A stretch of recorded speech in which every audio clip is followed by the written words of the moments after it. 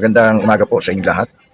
Once again, this is your F. Santos. At marami po sa atin ang nagpaplano na umuwi sa ating mga probinsya.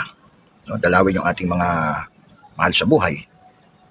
Katulad ko, uwi rin po ako sa aking probinsya. Diyan lang naman po sa malapit lang sa Alae, Batangas. Po, nadalawin ko ang aking inang at ang aking tatang. At syempre, iinom tayo ng kaping barako. Pero bago tayo umalis, bibigyan muna kayo ng safety tips, no? Siyempre, of course, pag aalis tayo, kailangan siguruhin natin na secure yung ating bahay, no? Sa paraang yung ating mga pinto, ay mga bintana, ilak nating mabuti. May ugali po yung iba na kapag ganyan umaalis ng matagal ay nag-iiwan po ng bukas na ilaw, which is no po sapagkat ngayon po ay nasa panahon pa rin tayo na tatawag na fire prevention month at ang mga ilaw po ay nag-iinit.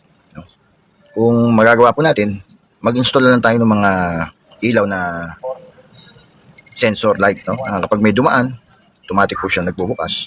At least ay nakakatawag po yun ng pansin, no?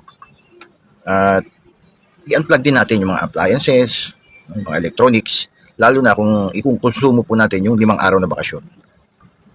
At ibilin po natin sa ating mga kapitbahay, kakilala, kaibigan, lalo na po yung mga kamag-anak natin na malapit lang doon na kumari, pwede nilang sisilip-silipin, no?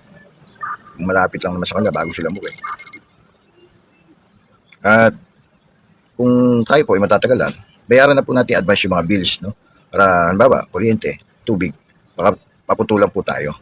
I-avoid po natin yung tayo ay nagpo-post ng mga ATM, no? At this moment.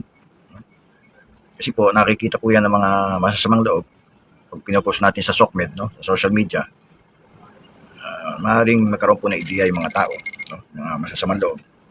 Walang tao doon sa inyong bahay dahil doon nga sa mga pinopost nyo na kayo ay nasa bakasyon. So yun lang po, a friendly reminder from your F. Santos. Magandang araw po sa ating lahat. Sana po ay may natutunan tayo at enjoy po ang inyong bakasyon.